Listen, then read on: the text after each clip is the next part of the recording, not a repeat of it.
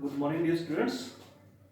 पिछले लेक्चर में हम लोग इलेक्ट्रिक फील्ड के बारे में बात किए हैं और आज का जो हमारा टॉपिक रहेगा वो है कि हमारे पास equal and opposite charges means dipole है तो what will be the electric field due to an electric dipole. तो first of all we have to learn about what is electric dipole. तो शुरुआत हम करते हैं इलेक्ट्रिक डाइपोल क्या होता है।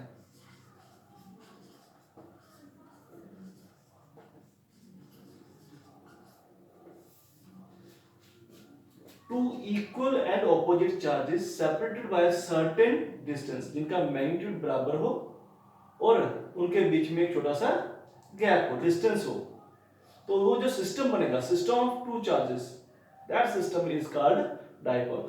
अगर तो सेम चार्जेस है, जहां अलग अलग मैग्नीट्यूड के चार्जेस हैं, सेम साइन के हैं, तब हम उनको सिस्टम बोलेंगे, system of two charges whatever be their value.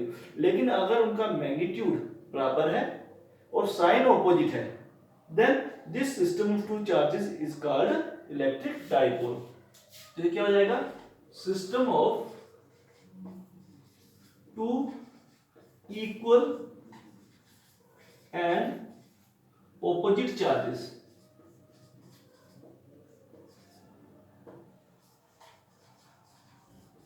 Separated by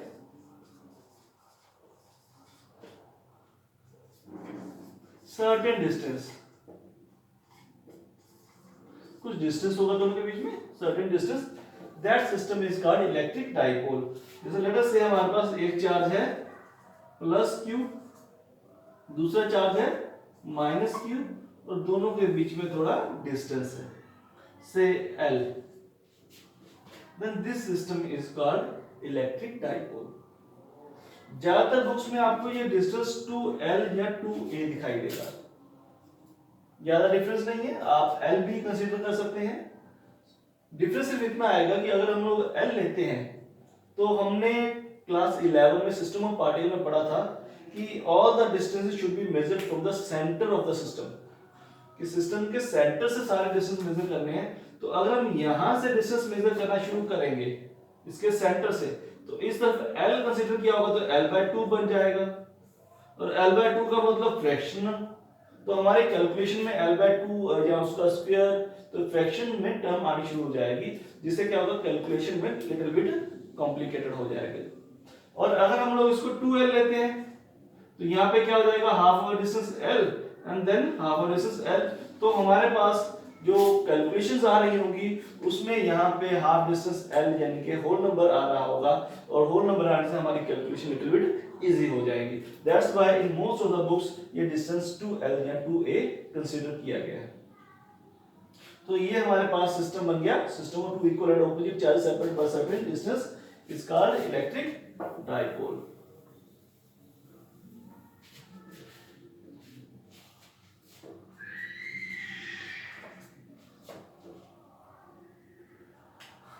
अब बात आती है कि आइडियल डाइपोल क्या होता है। डाइपोल है ओके, लेकिन व्हाट आता है ideal dipole.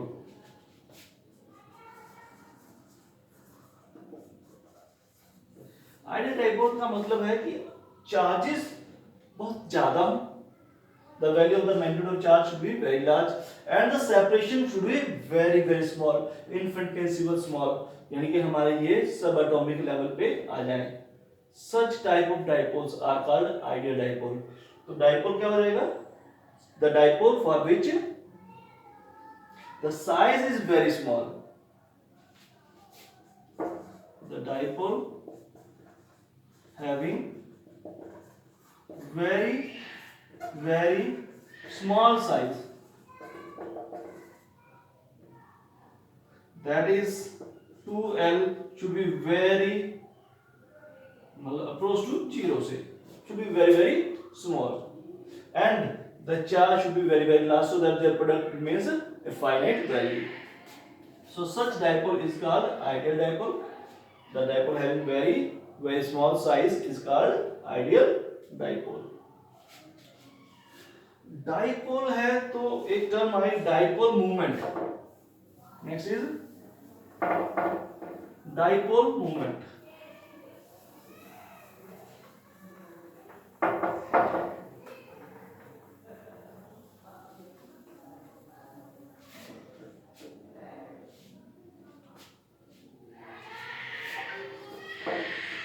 Dipole movement. Dipole movement होती है डाइपोल की strength, the strength of the dipole.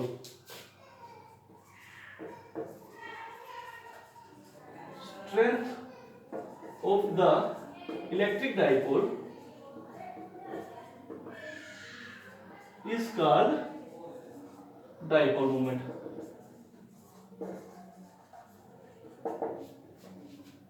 Mathematically strength किससे मालूम चलेगी? स्ट्रेंथ तो हमारे पास एक तो चार्ज है और एक डिस्टेंस है, तो इन्हीं चीज से स्ट्रेंथ मालूम चलेगी। तो हमारा मैथमेटिक किसके बराबर होता है? तो P से डिनोट करते हैं, P is equal to either charge into separation. Either charge मतलब दोनों का मैग्नीट्यूड सेम है, तो कोई भी चार्ज चाहे ये ले ले चाहे ये ले ले, that means Q into 2L। This is the dipole moment. मैंने वेक्टर ड्रॉ किया, मैं मोड़ लिया, यानी कि मैं ये जो Q into 2L की बात कर रहा हूँ ये मैग्नीट्यूड है। डायरेक्शन की बात करें तो what will be the direction of the dipole moment? It is always from negative charge to positive charge, -Q to +Q। ये हमारी डाइपोल की डायरेक्शन होती है। तो we can say the dipole moment is a vector quantity. और अगर SI unit की बात करें, SI unit of dipole moment, electric dipole moment, क्योंकि मैग्नेटिक डाइपोल भी होता है, इलेक्ट्रिक डाइपोल मोमेंट क्या होगा? ये इसका हो गया कूलम, इसका हो गया मीटर। थोड़ा सा बीच में ऐसे गैप दे दीजिए, नहीं तो सेंटीमीटर भी पढ़ा जा सकता है कि भाई सेंटीमीटर लिखा है, otherwise coulomb metre. This is the SI unit of dipole moment. तो डाइपोल के बारे में जब हमारे पास पूरी इंफॉर्मेशन आ गई, डाइपोल क्या होता है, equal opposite charges separate by certain distance, और डाइपोल मोमेंट क्या होता है, either charge into separation Q into 2L, vector quantity है फ्रॉम -Q टू +Q।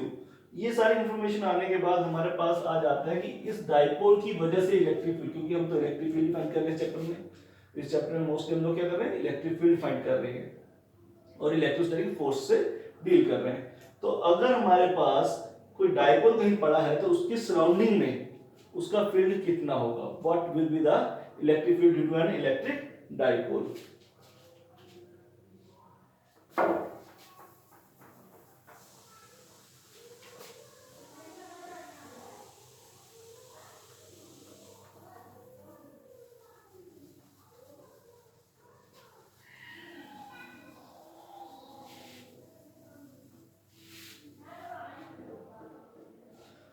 तो बात करते हैं electric field due to electric dipole. तो हमारे पास यहाँ पे दो केस अराइज हो जाते हैं। Case 1, if the point at which we are going to find out the electric field is lying on axial line, and second, if the point is lying on equatorial line। तो पहले axial line की बात कर लेते हैं, equatorial बाद में बात डिस्कस करेंगे। तो एक्सियल लाइन क्या होती है? सबसे पहले तो एक्सियल लाइन का पता करना पड़ेगा। Let us consider N electric dipole having charges Q -Q and +Q separated by distance 2L,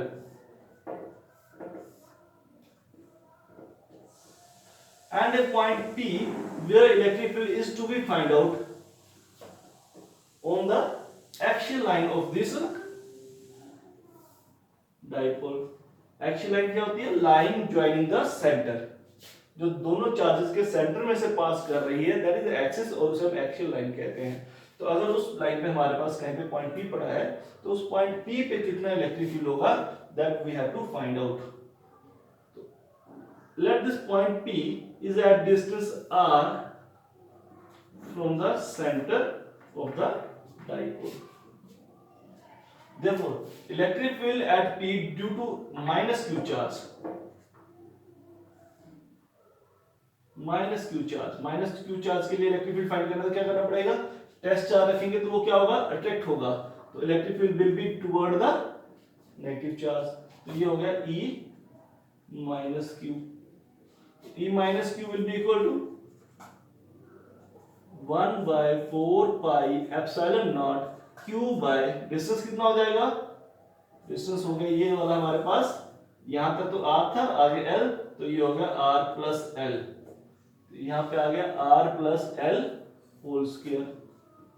क्योंकि वेक्टर क्वांटिटी है तो डायरेक्शन भी बतानी पड़ेगी। डायरेक्शन क्या है इसकी, डायरेक्शन है टुवर्ड द लेफ्ट साइड। अब टुवर्ड लेफ्ट तो नहीं लिखेंगे हम लोग, हमें या तो एक्स वाई जेड लिखना पड़ता है, या फिर हमारे पास कोई गिवन वेक्टर हो तो उसके कंपेयर में हम इसको लिख सकते हैं। तो यहाँ पे हमारे पास गिवन वेक्टर है p, p वेक्टर किस तरफ है, from minus q to plus q, और इलेक्ट्रिक फील्ड किस तरफ है, plus q to minus q। तो ये जो इलेक्ट्रिक फील्ड है ये हमारे गिवन वेक्टर के ऑपोजिट डायरेक्शन में, तो मैं इसको लिख सकता हूं माइनस p कैप, यानी कि जो डायरेक्शन p की है उसके ऑपोजिट डायरेक्शन हमारे e माइनस q की है। सिमिलर वे में e प्लस q की बात करें वो कितना आ जाएगा, due to this charge distance आ जाएगा r माइनस l, तो 1 by 4 pi epsilon naught q by r minus l whole square. और डायरेक्शन इसकी क्या होगी, डायरेक्शन होगी रिपल्शन होगी, तो ये जो यूनिट चार्ज है वो इस तरफ को मूव करेगा opposite to the given charge, तो डायरेक्शन हो गई toward the p, toward the p और in the direction of p। Total electric field E will be equal to vector sum of these two, E plus Q plus E minus Q। Value put कर दे तो 1 by 4 pi epsilon naught Q, ये common आ गया, अंदर क्या बचा 1 by R plus L whole square, और इसके साथ माइनस लगा हुआ है, plus 1 by r minus l whole square, और बाहर p कैप, ये भी कॉमन आ गया। माइनस वाले को पहले बाद में लिखते हैं, ऐसी कोई बात नहीं है। q by 4 pi epsilon naught, LCM आ गया इसका r plus l whole square, r minus l whole square, इस तरफ आ गया minus r minus l whole square plus r plus l whole square, और बाहर आ गया p कैप। फर्दर सॉल्व करें तो q by 4 pi epsilon naught, ये हो गया minus R square minus L square minus 2lr, जो बाहर माइनस है, plus 2lr plus R square plus L square plus 2lr upon, इनको भी कंबाइन कर दे तो R square minus L square का होल स्क्वायर, और बाहर आ गया p कैप। जो कट रहा है उनको काट देते हैं, ये आ गया हमारे पास q by 4 pi epsilon naught 4lr by r square minus l square p cap. E is equal to, further solve करें तो यहाँ पे 4l 2 into 2l कर दें तो हमारे पास p का फॉर्मूला क्रिएट हो सकता है, तो उसको मॉडिफाई करें, rearranging q by 4 pi epsilon naught 2l 2r by r square minus l square whole square p cap। Now in this q into 2l, that is dipole moment p, 1 by 4 pi epsilon naught p 2r by r square minus l square power 2 p cap। अब p magnitude p direction मिलके क्या बन जाएगा, p vector. ये हमारे पास e vector की value आ गई। Next e vector is equal to, अगर if r is greater than l, यानी कि डाइपोल लेंथ बहुत कम है, आइडियल डाइपोल की तरफ अप्रोच कर रहे हैं हम लोग, अगर डाइपोल लेंथ बहुत कम है, l is very small and the point p is lying very far away, r is very large as compare to l, तो उनका स्क्वायर क्या हो जाएगा, still the square of r square will further become very very very large as compare to l square. In that condition l can be neglected. अगर l neglect हो जाएगा तो e किसके बराबर आ जाएगा हमारे पास, 1 by 4 pi epsilon naught 2pr by r square, और स्क्वायर r पावर 4, एक r कट गया, e is equal to 1 by 4 pi epsilon naught 2p by r cube. This will be the electric field due to an electric dipole on the axial line of the electric dipole. तो कितना आ गया हमारे पास E is equal to 1/4 pi epsilon naught 2p by r cube. The similar situation can be deal with when the point is lying on the equatorial line. Let's start for the equatorial line.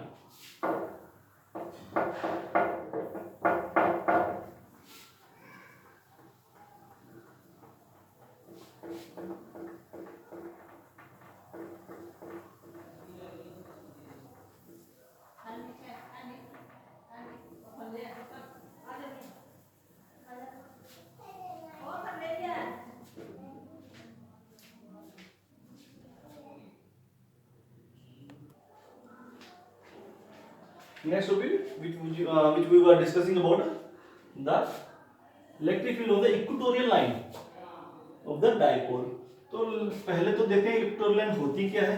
तो let us say we have a electric dipole having charges plus q and minus q lying at distance 2l apart. और midpoint the plane passing through the midpoint perpendicularly. Plane जो इस axis को dipole की axis को perpendicularly bisect करे is called equatorial plane. और उसके ऊपर जो लाइन होगी that line is called equatorial line. The line perpendicular to the axis of the dipole and passing through the centre of the dipole is called equatorial line. तो equatorial line के ऊपर एक point consider कर लेते हैं. Late us से P is the point at the equatorial line where electric field is to be find out at distance r from the dipole, center of the dipole. Now electric field at point P due to minus q charge. Minus q charge क्या करेगा, जो positive charge रखेंगे तो attract करेगा उसको. तो electric field इस तरफ होगा.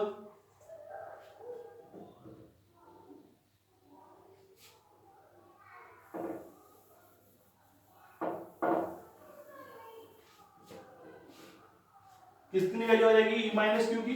E minus Q will be equal to 1/4 pi epsilon naught Q by ये डिस्टेंस से ए स्क्वायर. और डायरेक्शन क्या आएगी, लेट अस से एन कैप, क्योंकि अभी जो हमारी डायरेक्शन है ये P के ना तो अलोंग है ना P के ऑपोजिट है. सर्टेन एंगल बना रही है, सर्टेन एंगल थीटा. तो हमें उसकी फॉर्म में लिखना पड़ेगा. अगर हम अलग अलग एंगल की फॉर्म में लिखेंगे तो लास्ट में z बनेगा. हम जनरल लिख देते हैं n कैप. तो n कैप लेट अस से इसकी डायरेक्शन है. सिमिलर वे में प्लस q की वजह से जो इलेक्ट्रिक फील्ड होगा वो किधर को होगा, that will be due to repulsion. तो E plus q will be equal to 1/4 pi epsilon naught q by. अब क्योंकि परपेंडिकुलर बाइसेक्ट हो रहा है तो ये दोनों साइड आपस में क्या होंगी, इक्वल होंगी. तो हम कहते हैं a स्क्वायर और direction some different direction and dash cap.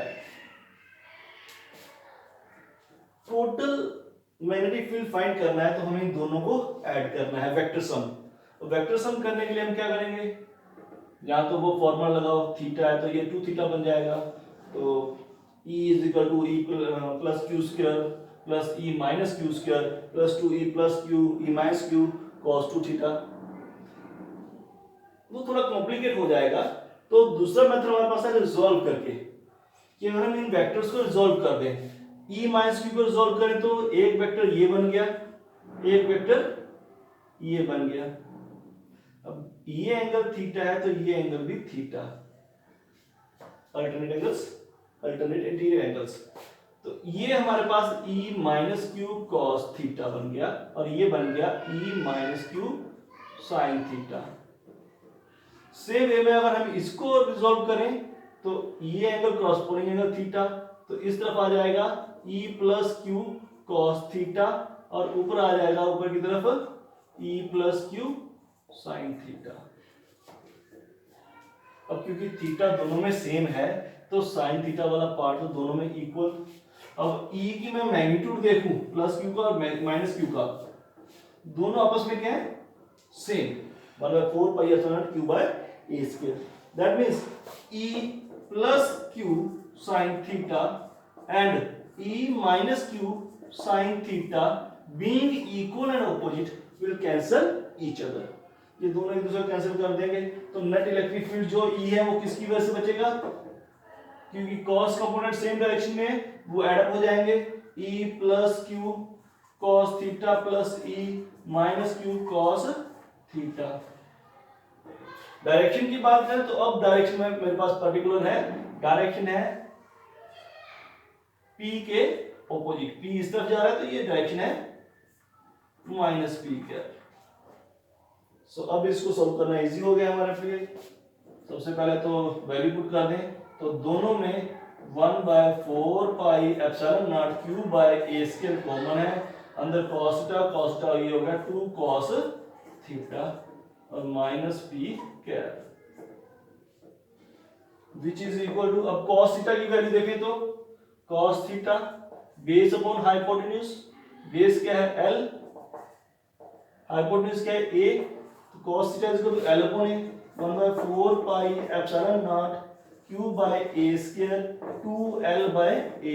That means 1/4 pi epsilon naught, ये पार्ट हमारे पास माइनस को आगे लिख देता हूं, p बन गया और नीचे हमारे पास a क्यूब आ गया और साथ में minus p cap, sorry minus को आगे लिख दिया मैंने p cap, p magnitude p cap direction दोनों मिलके p वेक्टर बन गया। तो E will be equal to -1/4 pi epsilon naught p vector upon a cube. No what is the value of a, क्योंकि हमारे आंसर जो है रिजल्ट जो है वो r या l की फॉर्म में आना चाहिए, a की फॉर्म में, अननोन टर्म्स की फॉर्म में हमारे रिजल्ट्स कभी नहीं होते।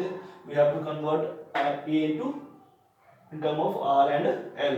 तो यहाँ पे पाइथागोरस लगाएं तो a square is equal to r square plus l square और a is equal to r square plus l square power 1/2, a cube is equal to 3/2। तो यहाँ पे हमारे पास -1/4 pi epsilon naught p vector upon r square plus l square power 3/2। Again same condition, if r is greater than l then r square will be very greater than l square, hence l can be neglected। हमारे पास E क्या बन जाएगा, electric field will be equal to -1/4 pi epsilon naught p vector upon r square का power 3/2, 2 से 2 cut गया तो r cube. अगर आपको आपका पिछला रिलेशन याद हो तो वो क्या था, E equal to 1/4 pi epsilon naught 2p by r cube on the actual line और इक्वेटोरियल पे p by r cube. That means E axial will be equal to 2 time of the E equatorial. Axial line पे जितना electric field होगा वो equatorial line से double होगा। This is all about the electric dipole. Thank you.